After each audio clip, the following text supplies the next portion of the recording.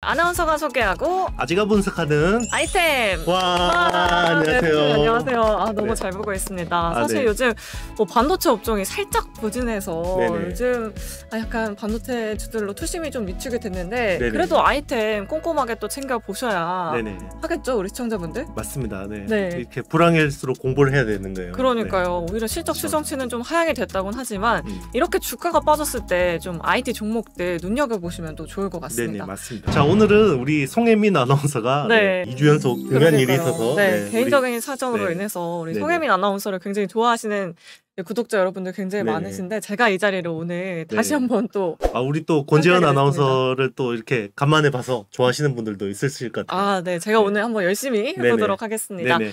자, 송혜민 아나운서는 다음 주에 돌아오도록 할 거고요.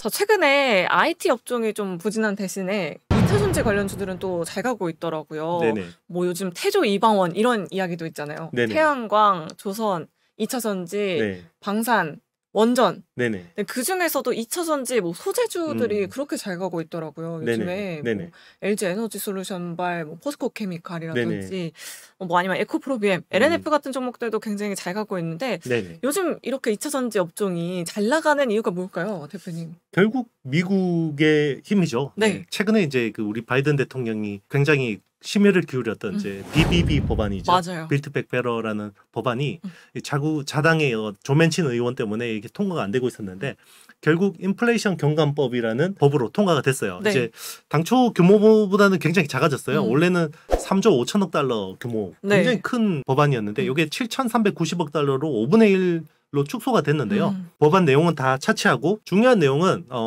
중국을 배제하는 거죠.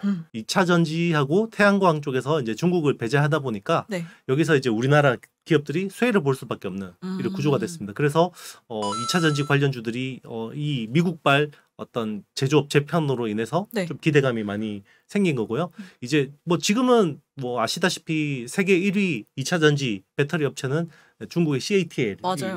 네. CATL 하나가 우리나라 3사 배터리 셀 3사를 합친 것보다 캐파가 그러니까 생산량 점유율이 높기 때문에 굉장히 또 그리고 최근에 LFP 배터리가 중국이 워낙 또 공격적으로 치고 나와서 굉장히 걱정을 하고 있던 우려가 컸었는데 이제 미국 시장을 우리 기업들이 또 이제 잠식할 수 있게 되는 중국 쪽은 배제가 되기 때문에 그리고 이제 이번 법안 자체가 소재도 이제는 이제 탈중국을 외쳤기 때문에 2차 전지하고 태양광 쪽 서플라이 체인은 굉장히 어떤 환호하고 있다.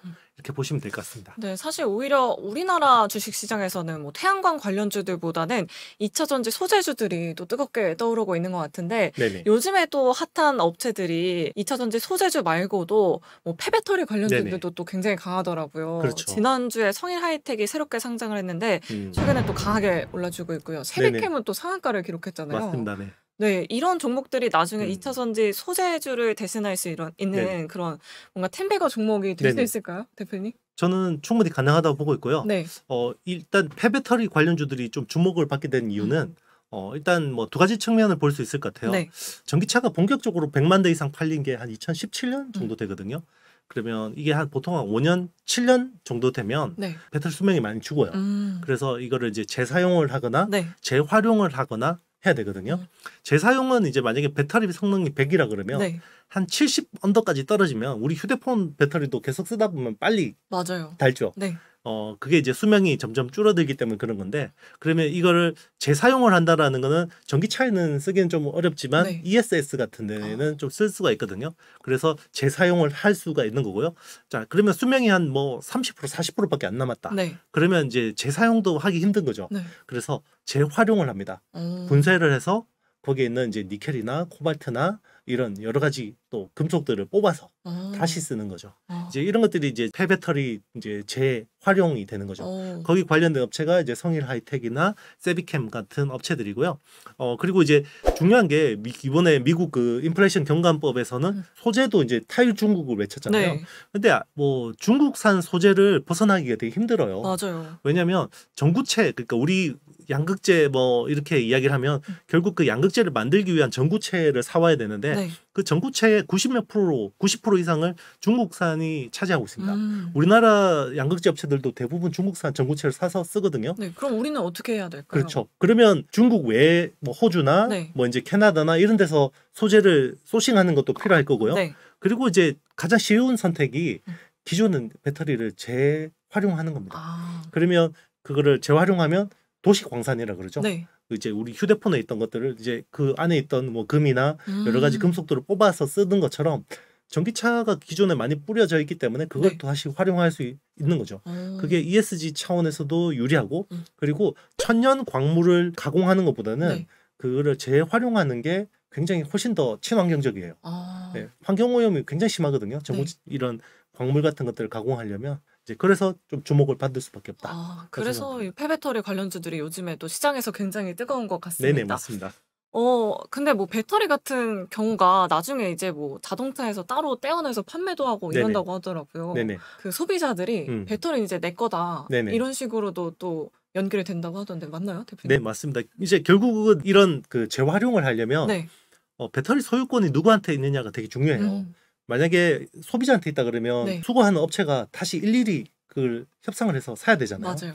팔 때부터 이 배터리에 대한 어떤 권리를 리스처럼 줘서 하면 수거할 때 굉장히 편하겠죠. 네. 이제 그런 것들을 비즈니스 모델로 엮으려고 하는 것들이 있고요. 기존에는 이제 만약에 보조금 같은 것들을 받고 전기차를 샀다 그러면 그런 것들이 지자체 쪽에 그 권리가 있는 걸로 이렇게 알고 있고 보조금을 받지 않고 이제 사는 것부터가 이제는 이거를 리스로 팔 건지 아니면 그냥 내가 소비자가 통으로 살 건지 이거에 대한 어떤 이슈들이 있는 거죠. 만약에 배터리를 통으로 사지 않는다 그러면 전기차를 좀 처음에 목돈이 덜 들어가는 뭐 그런 형식으로 살 수가 있겠죠. 굉장히 또 새로운 방식의 구매 그런 환경이 될 것 같아요. 네네, 소비 맞습니다. 환경이.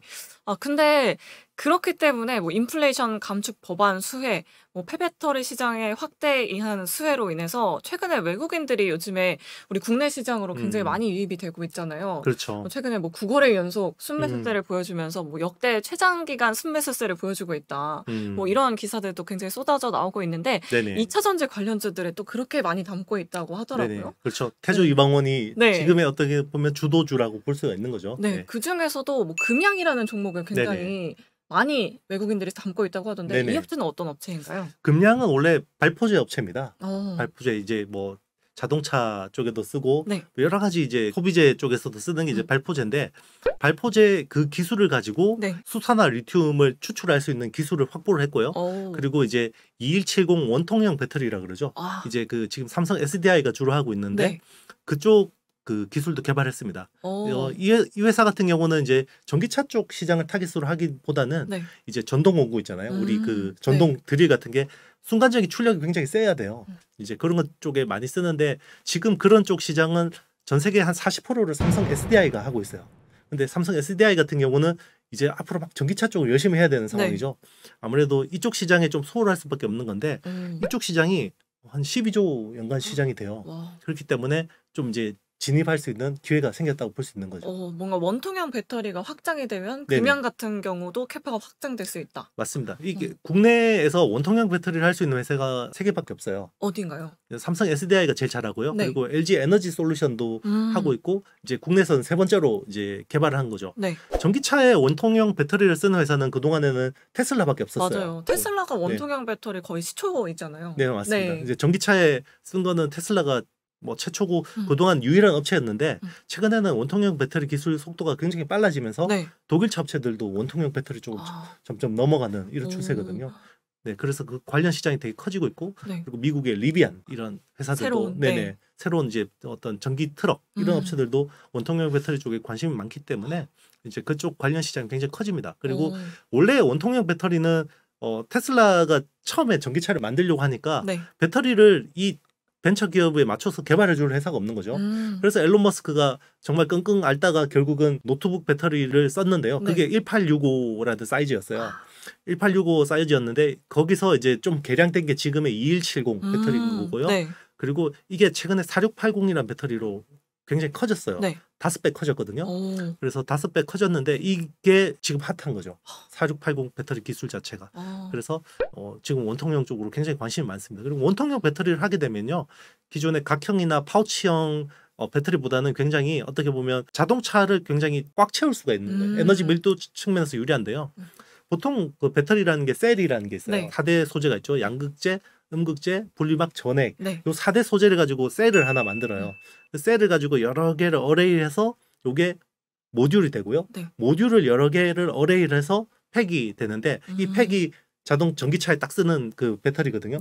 우리 뭐 자료 화면 보면 이렇게 스케이트보드처럼 딱 생긴 거 있잖아요. 바퀴 달려 있고 배터리가 이렇게 옆으로 딱 깔려 있고 그게 보통 배터리 팩인데 원통형으로 하면 모듈을 생략하고 팩으로 바로 갈 수 있어요. 그래서 셀 투 팩이라고 그러거든요.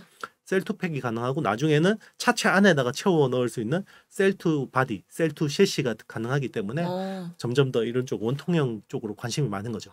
그렇기 때문에 이런 완성차 업체들이 원통형 배터리에 계속해서 관심을 갖고 있는 것 같습니다. 맞습니다. 그렇다면은 이런 배터리 제조 공정 같은 경우에도 다시 좀 변화가 생길 가능성도 있지 않나요? 대표님? 그렇죠. 네. 사실 그동안 우리 배터리 어떤 기술이라고 하면 니켈 함량을 높이는 쪽, 특히나 양극재. 그렇죠. 하이니켈이라는 기술 쪽에 굉장히 많은 관심을 가졌었어요. 그렇기 때문에 또 양극재 업체들의 주가도 또 고공행진했잖아요. 그렇죠. 그래서 이제 니켈을 비중을 높여서 뭔가 개선하는 쪽은 한계가 왔어요. 니켈 비중이 이제는 96%까지 와버렸거든요.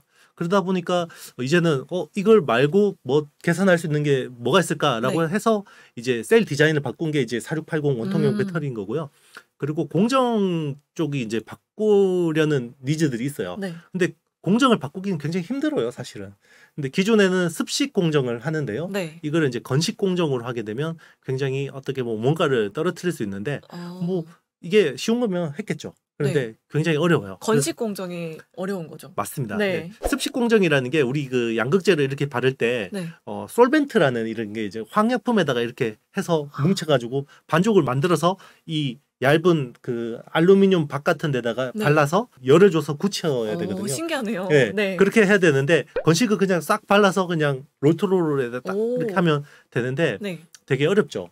그렇기 때문에 왜냐하면 이 솔벤트를 말리고 이런 공정들 때문에 비용이 많이 들어가는 건데 그런 것들을 생략할 수 있기 때문에 어려운 건데 일단은 일론 머스크가 이런 쪽으로 가겠다 이야기를 했고 그리고 이제 탭이라는 게 있어요. 이제 배터리 같은 경우는 이제 위에 그 단자가 이렇게 필요한데 탭리스라고 해서 탭을 없애는 그래서 공정 효율을 더 높일 수 있는 뭐 이런 쪽도 뭐 추진하고 있고요. 그래서 여러 가지 기술들이 앞으로는 많이 활용이 될 거다라고 생각하고 있습니다. 테슬라가 뭔가 그런 공정을 생략하고 좀 간단하게 만드는데 좀 선두를 하고 있는 기업인 것 같아요. 맞습니다. 지금 나름대로는. 그래서인지 뭐 테슬라 전기차 폐배터리 재사용을 위한 이런 대형 ESS 센터 건설을 추진할 수도 있다. 이런 기사를 좀 저는 봤었거든요. 그렇죠. 그 부분은 어떤 내용인가요? 교수님? 결국 이제 테슬라도 그 기존에 팔았던 전기차들이 이제는 배터리가 수명이 다 하잖아요. 그럼 이거를 어떻게 보면 활용을 할 필요가 있잖아요. 그래서 아까 말씀드렸지만 수명이 좀 남아 있는 거는 재사용을 하고 아예 이제 수명이 쓸 수 없을 정도가 되면 갈아서 분쇄해서 재활용을 한다 그랬는데 지금은 이제 재사용을 하는 거죠. 그리고 테슬라 배터리 같은 경우는 양극재를 NCA를 써요. 니켈, 코발트, 알루미늄을 쓰거든요. NCA가 제로백이라 그러죠. 밟으면 붕 해서 힘은 좋아요. 근데 수명이 짧아요. 그래서 대부분 테슬라를 제외한 대부분의 업체들은 NCM을 쓰거든요. 그러니까 니켈, 코발트, 망간을 쓰거든요. 근데 니켈, 코발트, 망간은 약간 출력은 떨어지는데 수명이 오래 길어요. 그래서 아이오닉 5와 뭔가 테슬라의 승차감이 다른 게 이 배터리에 있었군요. 그렇죠. 그게 뭐 하나의 요인이 될 수 있는 거죠. 신기하네요. 그래서 이제 테슬라도 이제 앞으로는 이런 재사용 쪽으로 많은 관심을 가질 수밖에 없고 이걸 또 이제 나중에 또 재활용하려고 또 폐배터리 사업을 많이 할 것 같습니다. 지금은 사실은 전기차 업체들도 어떤 폐배터리 재활용 쪽에 관심이 많고 그리고 양극재 업체들도 뭐 에코프로 같은 업체들도 이제 이런 쪽으로 그 계열사를 통해서 이런 사업을 다 하고 싶어 하거든요. 현대차도 마찬가지고. 근데 사실 요즘에 또 2차 전지 관련주들이 그만큼 많이 성장을 했기 때문에 뭔가 폐배터리, 배터리 재사용 쪽으로 이제 좀 관심을 돌리고 있고 또 눈길도 또 돌리고 있는 것 같은데 최근 정말 환경 보호, 뭐 ESG 경영이 중요한 시장의 화두로 또 떠오르고 있잖아요. 마법의 가루라고 불리는 그런 세 가지의 가루가 있다고 하던데 그 가루도 좀 소개해 주시겠어요, 대표님? 일단 이제 제일 중요한 게 그 음극재에 쓰는 이제 첨가제예요. 이제 기존의 음극재는 흑연입니다. 흑연, 우리 모든 배터리는 다 흑연이에요. 근데 흑연이 보통 충전을 한다 그러면 리튬 이온이 양극재에서 음극재로 가서 그러면 음극재 쪽에 딱 뭉쳐 있는 게 100% 충전된 상태고 네. 이게 이제 음극재에서 양극재로 이동을 하면 방전이 되는 거거든요. 네. 우리가 배터리를 쓰면 그러면 이제 음극 같은 경우는 흑연이 이거를 리튬 이온을 딱 잡고 있어야 돼요. 그런데 흑연은 약간 손이 2개밖에 없는 거죠. 예를 들면 그런데 실리콘은 손이 10개 있어요.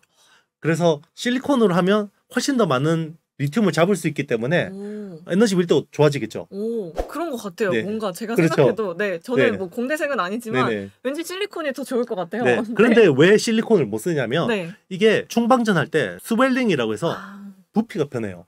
그래서 이 실리콘이 10개를 잡고 있으면 리튬이 꽉 들어오니까 부풀겠죠. 네, 그럼 팽창하면 그렇죠. 터지나요? 터지죠. 아이고. 네. 그렇기 때문에 네. 흑연을 실리콘으로 바꾸면 에너지 밀도가 10배가 높아져요. 그런데 못 쓰는 이유는 이제 충방전 때 이게 부피가 변하는 문제 때문에 그런 건데 그래서 아주 소량의 실리콘을 흑연에다 섞어 쓰는 거죠. 그러면 하이브리드네요. 맞습니다. 네. 한 5% 뭐 7% 정도를 섞었으면 이제 에너지 밀도가 좋아지는 효과를 내는 거죠. 그게 실리콘 음극재라고 생각하시면 되고요. 네. 그리고 이제 CNT 도전재라는 거는 이제 이 양극재나 이제 음극재 쪽에 그 바인더라는 본드가 필요해요. 이 그 소재들을 여기 알박이나 그 동박 쪽에다가 붙여야 되거든요. 네. 그래서 그게 바인더인데 이거를 기존 그 블랙 카본 대신에 탄소 나노 튜브라는 CNT라는 소재를 쓰면 부피를 줄일 수 있어요. 네. 부피를 줄이면 그 줄인 부피에다가 양극재를 더 많이 섞어 쓸 수 있기 때문에 에너지 밀도가 높아지는 거죠. 그래서 CNT를 하는 실리콘 음극재 같은 경우는 대주전자 재료라는 업체가 유명하고요. 네. 그리고 CNT 뭐 도전재 같은 경우는 나노 신소재라는 업체가 주로 하고 있고 네. 그리고 이제 배터리라는 게 또 화재가 많이 발생하는 게 전액이 외부로 유출이 되면 보통 맞아요. 많이 네. 그 중간에 있는 그 분리막이 찢어지거나 이 전액이 외부로 유출이 되면 이게 불이 나요. 그렇기 때문에 전액 안정성이 굉장히 중요한데 그리고 요즘에는 특히나 배터리 충전 빨리 하려고 고속 충전하잖아요. 맞아요. 30분이면 뭐 충전된다고 하더라고요. 그렇죠. 그런 것들은 성능을 높이려면 전액에 첨가제를 섞어야 돼요. 그 마법의 가루를 하는 회사가 첨보라는 회사입니다. 그렇기 때문에 이런 어떻게 보면 약간의 어떤 조미료 같이 들어가는 건데 부가가치는 굉장히 높은 거죠. 네. 지금 굉장히 또 많은 업체들 이야기가 많이 나왔어요. 네네. 뭐 대주전자재료부터 시작해서 첨보, 뭐 상신 EDP 굉장히 많은 업체들이 나왔는데 자, 그렇다면 2차전지 업체들 중에서 우리 구독자분들이 좀 주목해 볼 만한 좋은 기업, 아직 좀 덜 오른 기업 어떤 업체들이 있을까요? 사실 덜 오른 기업을 찾기는 힘들고요. 그러니까요. 앞으로 계속해서 뭐 지금 트렌드에 맞게 갈 만한 회사는 일단 LG 에너지 솔루션이라는 회사하고요. 그리고 포스코 케미칼, 그리고 LG 화학, 상신 EDP 요 정도 4개 회사 정도를 좀 주목해서 보고 있습니다. 네. LG 에너지 솔루션, 포스코 케미칼. 네. LG 화학, 상신 EDP. 네네. 네. 굉장히 그래도 좀 대표주들, 우량주들 많이 소개를 해주셨는데 최근에 뭐 LG 에너지 솔루션에 거의 호재성 기사들이 쏟아져 나오고 있어요. 그 수혜주로 또 포스코 케미칼도 연관돼서 증권가에서 레포트들 굉장히 또 많이 나오고 있더라고요. 맞습니다. LG 에너지 솔루션 어떤 투자 포인트들 좀 지켜보면 좋을까요? 일단은 지금은 미국이 막대한 보조금을 풀어서 그죠? 태조 이방원 시대이기 때문에 자, 미국 쪽에 제조 공장을 가지고 있는 게 굉장히 유리합니다. 그래서 지금 미시간주에 홀랜드 쪽에 공장이 있습니다. LG 에너지 솔루션 같은 경우는 GM이랑 합작도 하고 있죠. 맞습니다. 얼티엄 셀즈라는 이제 그 합작사도 굉장히 이해도가 높으시네요. 2차 전지에 대해서. 그래서 정부에서 보조금도 원래는 완성차 업체들에게만 보조금을 주는데 LG 에너지 솔루션과 GM 합작사에만 보조금을 지원하겠다 이런 기사를 또 본 적이 있어요. 그래서 그만큼 정말 미국 정부에서 이 2차 전지 관련주들을 정말 밀어주는구나 라는 그런 인식을 갖고 있거든요. 저는. 그렇죠. 결국은 이 소재 쪽에서 탈중국화를 하고 싶은 거예요. 미국 입장에서는 자기들의 어떤 세금으로 가지고 뭔가 이제 보조금을 주는데 이게 중국 업체 쪽으로 흘러가는 게 되게 싫은 거죠. 우리가 지원해 줄 테니까 맞습니다. 우리 땅에서 열심히 만들어서 우리 땅에 열심히 제공해달라 이런 거 아닌가요? 그렇죠. 그래서 GM 같은 경우는 LG 에너지 솔루션하고 어떻게 보면 합작이 이제 준비가 돼 있는 거고 지금 또 LG 에너지 솔루션 같은 경우는 이제 캐나다 업체 스텔란티스하고도 지금 그 합작 공장이 이제 지금 추진이 되고 있고요. 그리고 이제 뭐 SK온 같은 경우는 이제 포드하고 합작사 이제 거의 설립이 네. 준비가 되고 있고, 그리고 뭐 삼성 SDI 같은 경우는 지금 리비안 뭐 이런 쪽하고 굉장히 또 많은 이야기가 되고 있고, 네. 어쨌든 셀 업체들은 다 수혜를 보는 구조인데 그 중에서 굉장히 미국 진출에 적극적인 회사가 LG 에너지 솔루션이라는 거고요. 지금 뭐 애리조나 쪽에서도 1조 7천억 투자해서 지금 원통형 배터리 공장 신설 계획이 있습니다. 네. 뭐 그리고 이제 조금 전에 권 아나운서가 말씀하신 그 얼티엄 셀즈 같은 경우는 오하이오 공장에 이제 지금 1공장이 파우치형 배터리 네. 하반기 생산이 됩니다. 그리고 지금 테네시주하고 미시간주에 2공장, 3공장 이제 추진 중이고요. 네. 뭐 이렇게 되면 지금 지난해 말 기준으로 지금 LG 에너지 솔루션의 어떤 생산 능력이 140기가와트시 정도 되는데요. 네. 여기 25년도가 되면 520기가와트시까지 늘어났는데 그 중에서 200기가와트시 이상이 북미 쪽에서 생산되는 거죠. 그러면 제일 수혜를 많이 볼 수밖에 없다라고 기대하는 거죠. 대단하네요. 근데 사실 2분기 실적 발표가 나왔는데 뭐 배터리 3사 중에서는 삼성 SDI가 실적이 가장 잘 나왔잖아요. 맞습니다. 나머지 업체들 실적이 좀 부진했던 게 뭔가 이런 투자 이슈 때문에 좀 부진했던 거죠? 그렇죠. 네, 뭐 사실은 뭐 지금은 어떻게 보면 숫자가 잘 나와서 올라간다기보다는 성장이? 미국에 대한 기대감이고요. 네. 그리고 이제 인플레이션 경감법이라는 게 내년 1월부터 발효해요. 네. 그렇기 때문에 아직까지는 이게 전혀 반영이 되지 않는 거고요. 네. 기대감만으로 올라갔다고 보시는 게 맞습니다. 그래서 이렇게 보시는 게 맞고요. 그리고 중국산 소재를 배제한다 그랬잖아요. 네. 전구체나. 그러면 만약에 중국산 소재를 당장 배제를 하면 가장 여기서 없잖아요. 네네, 그렇죠. 네. 답이 없거든요. 그런데 국내에서 포스코라는 그룹이 굉장히 이런 쪽 잘합니다. 맞아요. 그때 리튬 잭팟 터졌잖아요. 맞아요. 네. 이게 포스코라는 회사가 원래는 철강 회사인데 보통 이제 철강이라는 산업 자체가 이게 막 그 개도국일 때는 굉장히 인프라 많이 투자해야 되니까 아파트도 많이 지어야 되고 철을 많이 써야 되죠. 그러면 굉장히 고성장을 하다가 이게 선진국이 되면 성장이 굉장히 맞아요. 시클리컬 업종이라서. 네네, 맞습니다. 네. 그리고 수요가 확 줄어버려서 굉장히 안 좋아지는 경우가 많거든요. 그러면 포스코도 뻔히 그거 알 거 아니에요. 그래서 정말 잘 투자를 했네요. 맞습니다. 그래서 사업 다국화를 막 한 거고요. 그게 리튬이나 뭐 니켈 광산 뭐 이런 쪽으로 투자를 많이 해놓은 거고요. 그래서 탈중국화 쪽에서 굉장히 대안이 될 수 있는 회사가 이제 포스코라는 그룹이고, 포스코 케미칼은 일찍부터 이런 쪽에 2차 전지 소재 쪽에 수직 계열화를 많이 했습니다. 그래서 이미 중국산 소재 의존도가 좀 많이 낮아져 있고요. 포스코에서 뭔가 2차 전지 소재 거래소를 만든다 이런 이야기가 있더라고요. 근데 충분히 검토 가능할 것 같아요. 네, 가능할 것 같아요. 그렇죠. 네. 훌륭합니다. 아유, 네. 이게 원래 2차 전지 주제를 다루면 이게 고등학교 화학 시간처럼 막 되게 어려운데 그러니까요. 굉장히 이해도가 높으시네요. 네. 훌륭합니다. 네. 그래서 일단은 이제 지금 아까 아르헨티나 쪽에 잭팟이 터졌다 그랬잖아요. 리튬 원두 잭팟. 맞습니다. 이게 요모에서 리튬 뽑아내는 게 가장 좋거든요.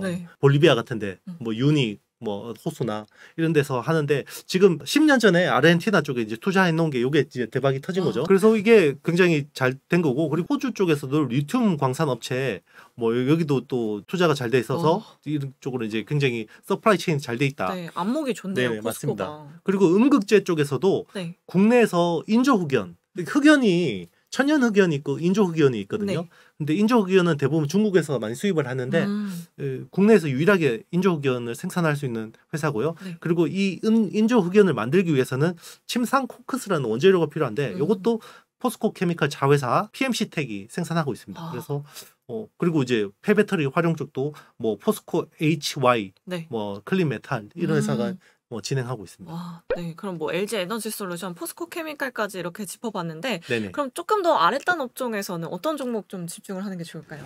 LG 화학이 예상외로 양극재랑 여러 가지 소재들을 굉장히 잘 하고 있습니다. 네, 뭐 CNT 같은 쪽도 굉장히 많이 생산하고 있고요. 그리고 양극재 쪽은 원래는 LNF라는 회사가 사실은 이제 LG 쪽 게 굉장히 많이 양극재를 하고 있잖아요. 사실 LNF는 LG 그룹의 약간 반개 회사거든요. 어떻게 보면 일족이라고 볼 수 있는 거죠. 그래서 처음에 이게 왜 이거를 이 알짜 사업을 LNF한테 줬냐 이렇게 이야기했을 때 LG 내부에서는 이런 이야기가 있었어요. 이게 이렇게 잘 될 줄 몰랐다고. 양극재가. 진짜 LNF가 이렇게 오를 줄 그렇죠. 누가 알았어요. 맞아요. 거의 2021년부터 계속 올라갔잖아요. 맞아요. 근데 이제 이게 사실은 LG 화학이 예전부터 이 전기차 배터리 사업을 거의 십몇 년 동안 정말 고생하면서 이어온 거거든요. 그래서 이게 뭐 대박이 날 줄 몰랐으니까 일단 LNF 쪽을 많이 밀어줬는데 2025년 이후부터는 이제 LG 화학 쪽에 이제 양극재를 많이 쓸 거긴 한데 네. LNF도 나쁠 게 없어요. 왜냐하면 LG 에너지 솔루션 외에도 굉장히 팔 데가 많아요. 네. 이제는 전기차 시장이 워낙 또 급성장하기 때문에 그래서 뭐 LG 화학도 이제 앞으로는 여기 뭐 여러 가지 소재들을 네. 이제 전기차 배터리용 소재를 하면서 좋아질 수밖에 없는 거고요. 이번에도 뭐 굉장히 서프라이즈 실적이 나왔는데 그 중에서도 이제 소재 사업 쪽에서 굉장히 괄목할 만한 성과가 나왔었던 거죠. 네, 사실 아까 원통형 배터리로 이제 시장이 좀 움직이고 있다라고 이렇게 말씀해 주셨는데 그럼 원통형 배터리 관련해서 좀 눈여겨볼 만한 수혜주는 어떤 업체가 있을까요? 상신 EDP라는 회사가 굉장히 어떻게 보면 실적에 비해서 좀 싸다. 상신 EDP. 네네. 네. 이런 느낌이 있는데요. 이 회사는 사실 삼성 SDI하고 거의 동조화로 간다고 보시면 됩니다. 네. 삼성 SDI 실적이 이번에 네네. 엄청 잘 나왔잖아요. 맞습니다. 네. 그래서 이 회사도 실적이 좋아질 수밖에 없는 거고요. 원통형, 그러니까 삼성 SDI 원통형 배터리 쪽에 이제 뭐 전극 탭이나 네. 껍데기, 뭐 어셈블리 이런 쪽을 다 하는 회사라고 생각하시면 됩니다. 거의 그래서 삼성 SDI 주가랑 거의 네. 비슷하게 가요. 거의 프록시라고 생각하면 돼요. 그래서 네. SDI가 너무 커서 잘 안 움직인다, 답답하다 그럴 때는 오히려 뭐 저런 회사를 좀 한번 보는 것도 방법인 것 같습니다. 네, 삼성 SDI보다는 조금 더 주가 탄력성이 맞습니다. 좀 좋을 거다라고 이렇게 말씀해 주셨어요. 내릴 때는 또 더 많이 내리고요. 네. 오를 때는 더 많이 오르고. 네. 그래도 오를 때 많이 오르면 좋으니까요. 네, 그렇죠. 삼성 SDI 너무 지지부진해요. 네. 네. 큰 종목들은 또 이게 워낙 시총이 크면 또 맞아요. 움직이는 폭이 한계가 있으니까요. 네. 네. 자, 오늘 이렇게 2차전지 소재에 대해서 정말 낱낱이 파헤쳐 본 것 같습니다. 다음에는 2차전지 장비주 얘기해 주실 건가요? 네, 뭐 기회 되면 한번 하도록 하겠습니다. 네, 알겠습니다. 다음 이 시간에 저희는 다시 찾아오도록 하겠습니다. 네, 오늘 정보가 여러분들에게 많은 도움 되셨다면 좋아요, 구독, 알림, 댓글까지 많이 남겨주시고요. 자, 투자에 대한 판단과 책임은 본인에게 있음을 꼭 기억해 주시길 바라겠습니다. 여러분 다음 이 시간에 만나요. 안녕.